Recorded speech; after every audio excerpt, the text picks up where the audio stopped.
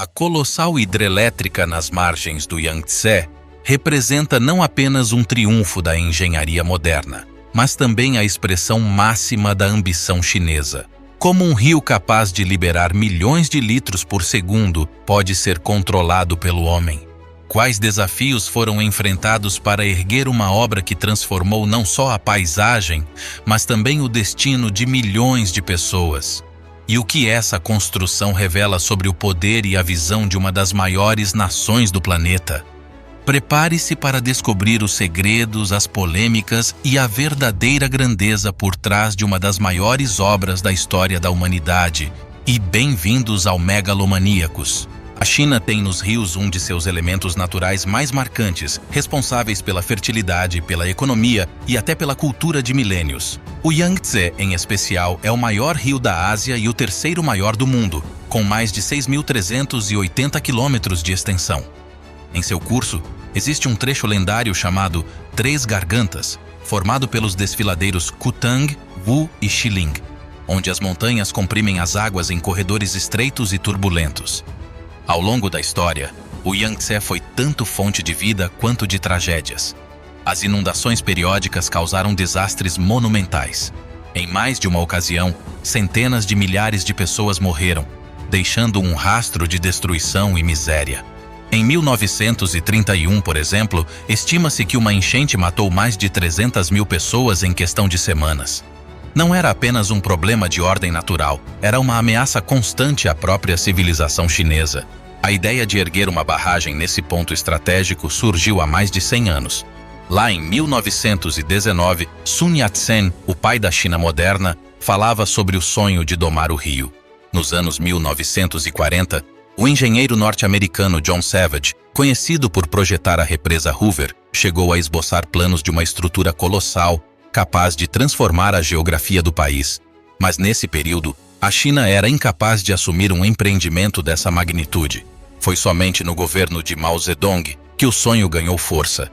Em 1953, começaram os primeiros estudos de viabilidade. A promessa era tentadora: controlar as cheias devastadoras, gerar energia elétrica suficiente para alimentar cidades inteiras e transformar o rio numa poderosa via de transporte. Mas o preço era altíssimo. O governo teria que realocar milhões de pessoas. Também ocorreria a destruição de sítios históricos e o risco permanente de uma catástrofe caso a barragem viesse a falhar. Essas incertezas dividiram a liderança chinesa por décadas. O Congresso Nacional do Povo só aprovou o projeto em 1992, sob a liderança de Li Peng, primeiro-ministro, que se formou em engenharia e conseguiu convencer os outros líderes de que o projeto era viável.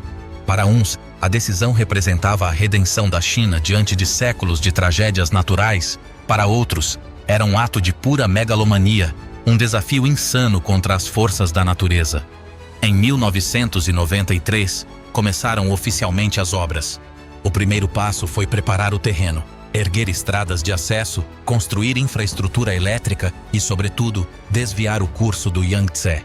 Túneis temporários foram abertos para que a água fluísse enquanto a muralha de concreto se levantava. Depois veio a etapa mais impressionante, o corpo da barragem. Foram despejados mais de 27 milhões de metros cúbicos de concreto em blocos colossais, cada um cuidadosamente curado antes de receber a próxima camada. Para evitar fissuras, químicos especiais foram adicionados ao material. A construção prosseguiu em fases, sempre acompanhada de medidas meticulosas. As turbinas gigantes, algumas pesando mais de 6.000 toneladas, foram transportadas em navios e içadas por guindastes projetados especialmente para a obra. No subsolo, enormes galerias foram abertas para receber os geradores. Aos poucos, uma parede de 181 metros de altura e mais de 2,3 quilômetros de comprimento se erguia diante dos olhos do mundo. Quando a barragem começou a represar o rio, uma nova realidade se instalou. O reservatório se estendeu por 660 quilômetros, cobrindo cidades, vilarejos e paisagens inteiras. Para liberar o excesso de água durante as cheias, foram construídos dutos de escape com portões gigantescos, controlados eletronicamente. O sistema permite armazenar até 39 bilhões de metros cúbicos de água dos 95 totais, a fim de que não volte a inundar novamente. Mas o custo humano foi devastador. Mais de 1.300.000 pessoas tiveram de abandonar suas casas, cidades históricas desapareceram sob as águas, templos, túmulos ancestrais e monumentos milenares foram submersos para sempre. Para a população afetada, a promessa de progresso veio acompanhada de perdas irreparáveis.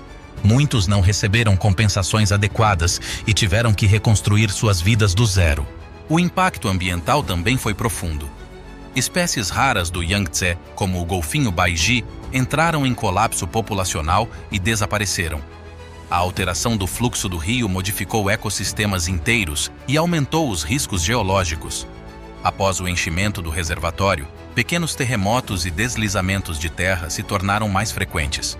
O peso colossal das águas pressiona o solo de maneira constante, transformando a região em uma bomba relógio silenciosa. Do ponto de vista econômico e energético, no entanto, os números impressionam. A usina conta com 32 geradores principais e 2 auxiliares, totalizando uma capacidade instalada de 22.500 megawatts. A produção anual gira em torno de 88 milhões de megawatts-hora, superando inclusive a hidrelétrica de Itaipu, no Brasil. Enquanto Itaipu abastece grande parte do Paraguai e do sul do Brasil, Três Gargantas ilumina cidades inteiras, move indústrias e fortalece a independência energética da China. O custo da obra ultrapassou os 28 bilhões de dólares, mas o governo chinês justifica o gasto como um investimento estratégico. Além da energia e do controle de cheias, a barragem transformou o Yangtze em uma rota comercial moderna. Graças às eclusas e ao gigantesco elevador de navios capaz de erguer embarcações de até 10.000 toneladas, o rio se tornou uma artéria vital do transporte interno chinês. Ainda assim, o projeto é alvo de críticas dentro e fora da China. Ambientalistas chamam Três Gargantas de monstro incontrolável. Pesquisadores alertam que, em caso de falha estrutural, o rompimento da barragem poderia varrer do mapa cidades inteiras, colocando em risco dezenas de milhões de vidas. Seria uma das maiores tragédias da história humana. Há ainda teorias curiosas, quase apocalípticas. Alguns cientistas afirmam que o imenso volume de água represada chegou a alterar levemente o eixo de rotação da Terra, encurtando os dias em microsegundos. Embora imperceptível para nós, a especulação revela a escala incompreensível do projeto. Três Gargantas, portanto, é mais do que uma usina. É um monumento à megalomania humana, uma obra que, para uns, representa o triunfo do engenho e da determinação, e para outros, a arrogância de uma nação disposta a sacrificar seu passado, sua natureza e até sua própria segurança em nome do progresso. E assim como outras construções megalomaníacas ao longo da história, pirâmides, catedrais, arranha-céus, a barragem de Três Gargantas levanta uma pergunta perturbadora. Até onde o ser humano está disposto a ir para provar que pode dominar aquilo que, no fundo, jamais poderá controlar? Você gostou do vídeo? Então deixe seu like e se inscreva no canal para mais construções megalomaníacas.